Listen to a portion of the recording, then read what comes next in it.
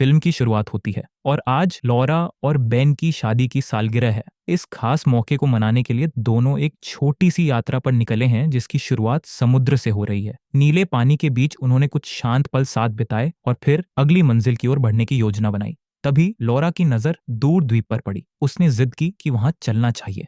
Ben पहले तो तैयार नहीं था, लेकिन पत्नी की खुशी के आगे उसने हामी भर दी और मुस्कुराते हुए कहा, आज का दिन हमारा है, चलो कुछ नया खोजते हैं। लेकिन उन्हें अंदाजा भी नहीं था कि यह फैसला उनकी जिंदगी बदल देगा। अपनी छोटी रबर की नाव को समुद्र में उतार कर वे उस द्वीप की ओर बढ़ गए। किनारे पर पहुंचते ही समझ आ गया कि दूर से दिखने वाली चीजें हमेशा हकीकत में खूबसूरत नहीं होती। वहां सन्नाटा और वीरानी के सिवा कुछ नहीं था। लॉरा ने फिर भी कहा, जब यहां तक आ ही गए हैं तो क्यों ना इसे सही से एक्सप्लोर करें। द्वीप पर घूमते घूमते उन्हें जंग लगी पुरानी मशीनें दिखीं। देखकर उन्होंने अंदाजा लगाया कि शायद कभी यहाँ व्यापारी जहाजों के साथ रुकते होंगे या फिर कोई वैज्ञानिक प्रयोग किए गए होंगे। सबसे ऊंची जगह पर पहुंचकर उन्होंने कुछ तस्वीरें खींची और कुछ समय शांति में बिताया। तभी बेन ने देखा कि आसमान काला पड़ने लगा है। उसे शक हुआ कि शायद कोई बड़ा तूफान आने वाला है। खतरा भांपकर उसने वापस लौटने का फैसला किया, मगर जैसे ही उन्होंने नाव को पानी में उतारा तभी तूफान जोर पकड़ने लगा। लहरें इतनी तेज थीं कि आगे जाना असंभव था। मजबूर होकर उन्होंने नाव वापस खींच ली और द्वीप पर ही रात गुजारने की ठानी। एक कोने में उन्होंने छोटा सा आशियाना बनाया, धीमी आग जलाई और उसी रोशनी में लंबी बेचैन रात काटी। अगली सुबह उनके लिए काफी मुश्किल भरी साबित हुई। जब उन्होंने समुद्र की ओर देखा तो बोट कहीं दिखाई नहीं दी। लॉरा को शक था कि शायद बेन ने जल्दीबाजी में एंकर डालना भूल गया हो, लेकिन बेन को पूरा यकीन था कि उसने एंकर डाला था। उसे लगा कि रात के भयानक तूफान में नाव बहकर कहीं दूर चली गई होगी। दोनों उसी छोटी बोट पर उसे ढूंढने निकल पड़े, मगर बहुत दूर जाने के बाद भी उन्हें कुछ हाथ नहीं लगा। नजरें बोट को खोजती रहीं, लेकिन कोई निशान नहीं मिला। अब ऐसा लगने लगा कि लॉरा की बात सच हो सकती है। बेन को विश्वास नहीं हो रहा था, फिर भी उसने मान लिया कि उसे गलती हुई होगी। तभी उसे एहसास हुआ कि उनकी छोटी बोट का डीजल भी खत्म होने लगा है। उसने तुरंत इंजन बंद कर दिया और पैडल से नाव को चलाने लगा। उसे लगा कि अब समंदर में दूर भटकने से अच्छा है कि वापस उसी आइलैंड लौटकर मदद का इंतजार करें। धीरे धीरे उन्हें भूख और प्यास सताने लगी। यह असली जंग थी, जिंदा रहने की। दोनों आइलैंड की सबसे ऊंची पहाड़ी पर चढ़े। उम्मीद थी कि शायद आसपास कहीं कोई निशान मिले, मगर चारों ओर सिर्फ वीरानी थी। तभी उनकी नजर एक चट्टान से गिरते साफ पानी पर पड़ी। उन्होंने प्यास बुझाई और पास ही पड़ी कुछ सूखी सीख खाकर थोड़ी ताकत वापस पाई। यहीं बेन के दिमाग में ख्याल आया कि अगर सच में रेस्क्यू पाना है तो उन्हें किसी गुजरते जहाज या विमान का ध्यान खींचना होगा। दोनों ने मिलकर लकड़ियां इकट्ठी की और रेत पर एसओएस का निशान बना दिया। फोन या रेडियो के बिना अब वे किसी को सीधे बुला नहीं सकते थे। बस इंतजार ही एकमात्र सहारा था, चाहे वह 1 महीने का हो, 1 साल का या पूरी उम्र का। एक दिन खोजबीन करते हुए बेन को पहाड़ी पर 3 कब्रें मिली। ये इस बात का सबूत था कि यहाँ पहले भी कोई रहा था और यहीं मारा गया।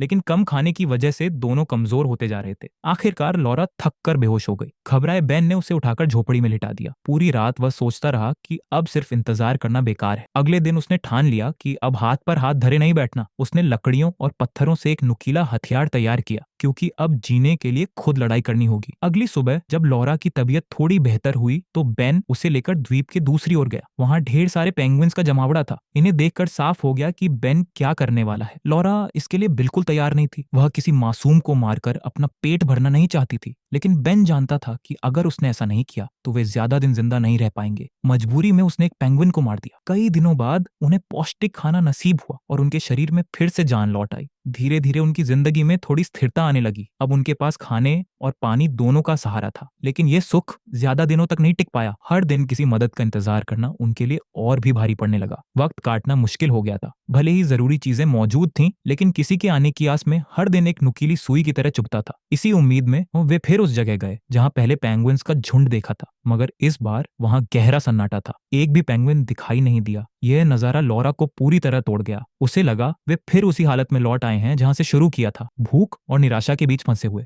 हताश होकर लॉरा ने कहा, हमें वापस समुद्र में जाना चाहिए। शायद कोई जहाज हमें देख ले और मदद कर दे। लेकिन बेन ने साफ मना कर दिया। उसका कहना था कि समुद्र में न तो उन्हें खाना मिलेगा और न ही सही दिशा। वहां खतरों की कोई गिनती नहीं। कम से कम द्वीप पर रहकर वे सुरक्षित तो हैं। मगर लॉरा अब डर से घिर चुकी थी। उसके दिमाग में बार बार यही ख्याल आ रहा था कि कहीं वह भूख से मर न जाए। इसी दौरान अचानक उन्हें दूर से एक जहाज की रोशनी दिखाई दी। दोनों भागकर किनारे की ओर दौड़े और जोर जोर से चिल्लाने लगे, मगर समुद्र की लहरों में उनकी आवाज कहां तक पहुंच सकती थी। उन्हें खुद भी एहसास हुआ कि अगर वे आग जलाते या धुआं करते तो शायद जहाज वालों का ध्यान उनकी ओर जाता। लॉरा ने घबराहट में तुरंत आग जलाने की कोशिश की, लेकिन इसी बीच बेन ने छोटी नाव उठाई और समुद्र में उतर गया। उसका कहना था, मैं जहाज के पास जाकर ही उन्हें संकेत दूंगा। यही एक मौका है, इसे हाथ से जाने नहीं दे सकता। लॉरा उसे चिल्लाकर रोकती रही, वापस आओ, ये बहुत खतरनाक है। लेकिन बेन रुकने को तैयार नहीं था। वह पूरी ताकत से नाव चलाते हुए जहाज की ओर बढ़ने लगा। कुछ ही दूरी पार करने के बाद वही हुआ जिसका डर पहले से था। उसकी नाव का ईंधन खत्म हो गया। नाव बीच समुद्र में रुक गई और आगे बढ़ने से इनकार कर दिया।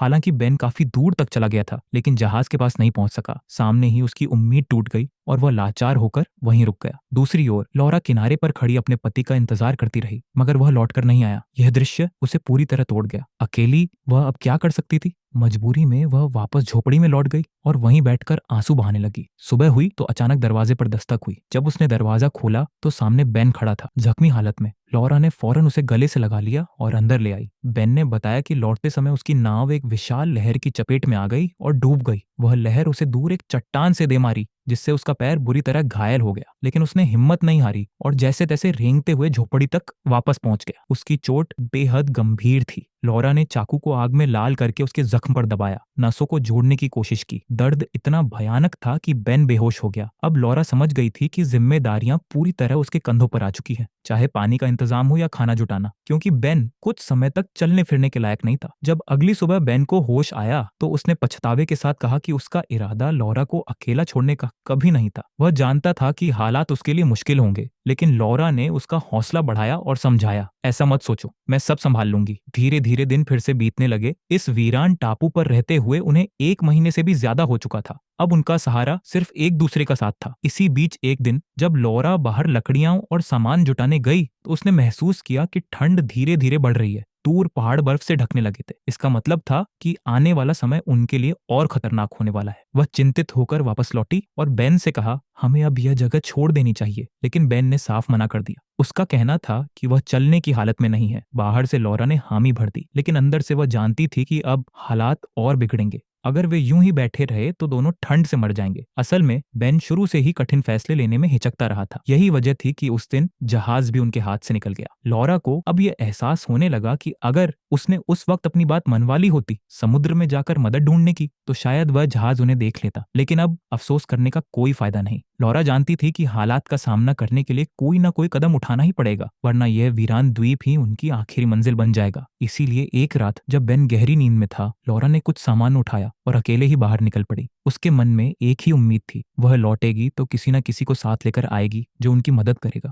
किसी को तो कदम उठाना ही था, लेकिन यह सफर आसान नहीं था। अब ठंड पूरी तरह उतर आई थी। खून जमा देने वाली हवाएं लगातार बह रही थीं। चारों ओर सिर्फ सफेद बर्फ ही बर्फ थी। फिर भी लॉरा आगे बढ़ती रही, जैसे उसने ठान लिया हो कि इस बार आर या पार करना ही है। कभी वह रातें खुली बर्फ पर सोकर गुजारती तो सुबह फिर उठकर चल पड़ती। पर एक समय आया जब उसकी हिम्मत जवाब देने लगी। उसे लगा अब वह और नहीं चल पाएगी। तभी उसने मुट्ठी भर ठंडी बर्फ चेहरे पर मल ली, ताकि उसकी आंखें खुली रहें और कदम रुके नहीं। 3 दिन के कठिन सफर के बाद आखिरकार उसे दूर लाल रंग की एक इमारत दिखाई दी। यह कोई रिसर्च सेंटर था या फिर उसके लिए जिंदगी की एक नई उम्मीद। लॉरा दौड़ती हुई वहां पहुंची। अंदर कोई इंसान नहीं था, लेकिन भरपूर खाना और गर्म कपड़े रखे हुए थे। सबसे पहले उसने खुद को गर्म कपड़ों में लपेटा, पेट भरकर खाना खाया और फिर आसपास तलाशने लगी कि शायद कोई मिल जाए। मगर वहां कोई नहीं था। हाँ, एक मोटर बोट जरूर थी। यही उसके लिए सबसे बड़ी राहत थी, मानो उसमें नई जान आ गई हो। लॉरा ने फौरन जरूरी सामान इकट्ठा किया और उसी मोटर बोट से झोपड़ी की ओर लौट पड़ी। मगर जब तक वह पहुंची, अंधेरा छा चुका था और एक भयानक तूफान उसकी झोपड़ी को तबाह कर चुका था। झोपड़ी के मलबे के नीचे उसका पति दबा हुआ था। उसका शरीर बर्फ की तरह जम चुका था। लॉरा ने घबराते हुए उसे बाहर निकाला, घसीट कर मोटर बोट तक ले आई और रिसर्च सेंटर तक वापस लाई। वहां उसने बेन को गर्म कपड़े पहनाए और धीरे धीरे उसका शरीर पिघलने लगा। समय के साथ उसकी सांसें सामान्य हुई और हालत सुधरने लगी। अब दोनों सुरक्षित थे। उन्हें रहने को जगह मिल गई थी, खाना और कपड़े मिल गए थे। बेन भी धीरे धीरे ठीक हो गया। कई दिनों बाद दोनों के चेहरों पर सच्ची मुस्कान लौटी। उन्होंने तो एक रात खुशी में साथ नाच कर भी बिताई और फिर आखिरकार वह दिन भी आ गया जिसका उन्हें 42 दिनों से इंतजार था।